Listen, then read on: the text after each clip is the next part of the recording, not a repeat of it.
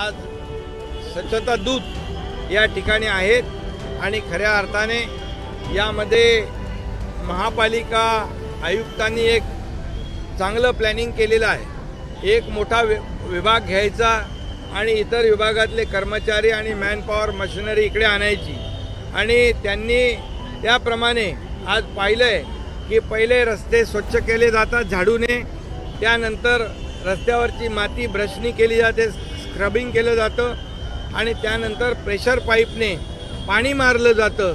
अशा प्रकारची संकल्पना आहे आणि त्यामुळे आजच्या या अभियानामधून हे अभियान आजपासून 24 फेब्रुवारीपर्यंत हे सुरू राहणार आहे।